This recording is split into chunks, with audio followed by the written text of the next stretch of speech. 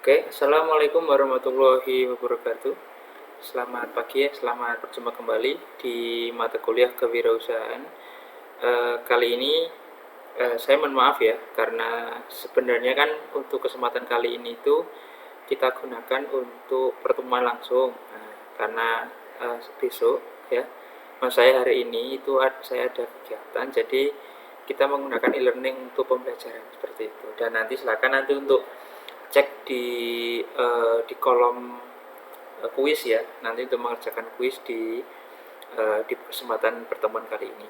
Tapi sebelum kuis ini saya jelaskan untuk bab yang baru untuk mata kuliah kewirausahaan seperti itu. Kita mulai untuk pengenalan bab baru, yaitu di bab 9 yang berjudul usaha mikro, kecil, dan menengah seperti itu, atau UMKM. Kalau mungkin kalian familiar ya dengan istilah UMKM seperti itu.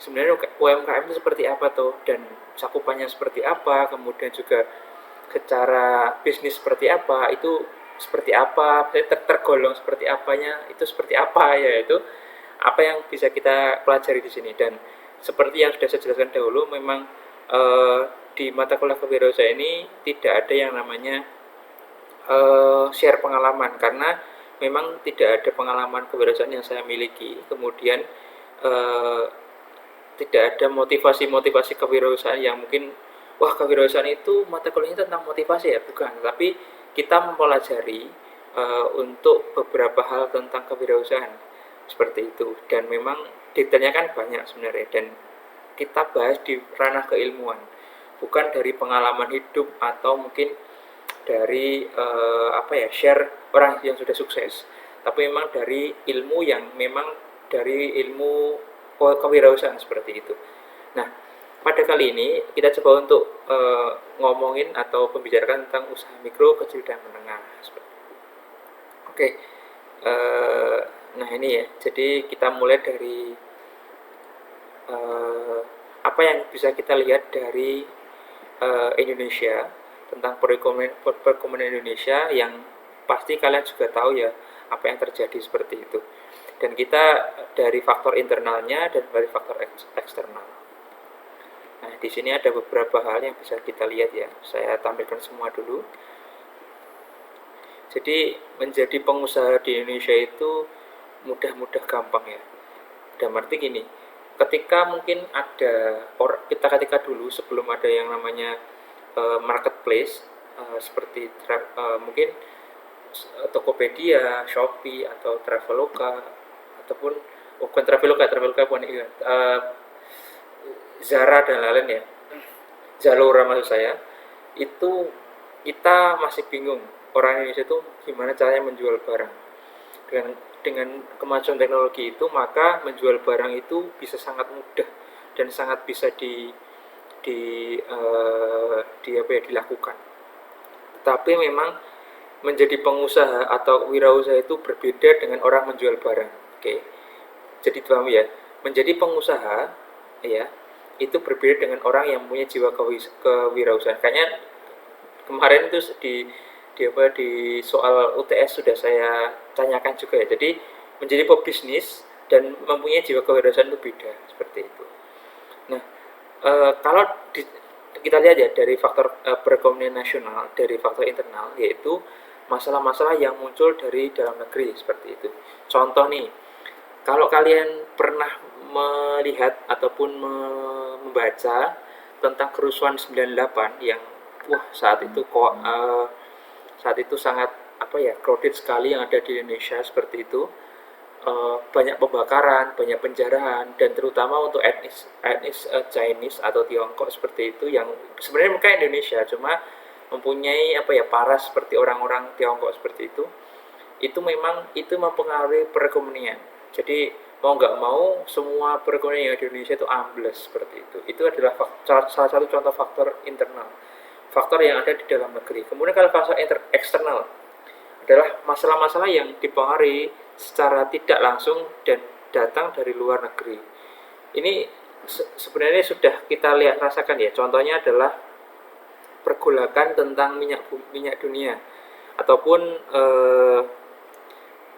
ataupun kalau kita lihat ya, itu ada di contoh nih, kemarin pergantian dari uh, jen, uh, Presiden Trump ke Joe Biden itu kan uh, kurs dolar itu sangat gonjang-ganjing, dan itu membuat apa namanya, membuat kita sebagai orang yang juga oh ya, mata rupiah kita, mata tukar kita itu adalah juga terpengaruh dari dolar, maka hal itu mempengaruhi sekali. Nah, itu adalah dua faktor yang mau nggak mau ketika menjadi pengusaha itu akan dirasakan.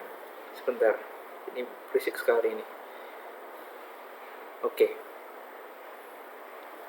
Nah, hal ini sebagai pengusaha harus kalian tahu dan harus kalian perhatikan, karena mau nggak mau hal seperti ini, apalagi kalau kalian juga menginginkan menjadi mungkin pengusaha musiman.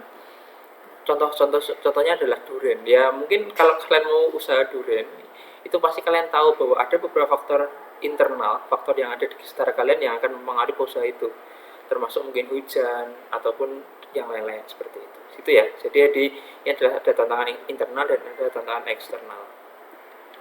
Nah, ini contoh yang terjadi di bisa kita lihat di krisis tahun 1998 seperti itu. Pada dasarnya krisis itu adalah ekonomi ya. Jadi karena ekonomi, tapi memang mungkin karena di masa itu banyak orang yang terbawa isu, terbawa suasana, sehingga dari masalah ekonomi itu masuk di masalah SARA seperti itu. Oke, kalau kita lihat ya di krisis 98 ya, yang pertama adalah pembangunan ekonomi yang tidak berbasis pada kekuatan sendiri, tapi bertumpu pada utang dan impor. Ini jelas ya. Jadi mungkin Indonesia sudah tidak seperti itu, karena memang sekarang semuanya bisa berusaha seperti itu, tidak dari utang dan impor. Yang kedua adalah pendekatan yang serba sentralistik, seragam, dan hanya berpusat pada pemerintah. Dulu itu memang ketika di zaman-zaman itu kan, di zamannya mungkin zamannya Pak Soeharto seperti itu, memang semuanya dalam pusatnya pemerintah, sehingga apapun ketika pemerintahnya jatuh, maka segala hal akan jatuh seperti itu. Nah, dari pembelajaran itu maka kita buat strateginya seperti apa. Nah,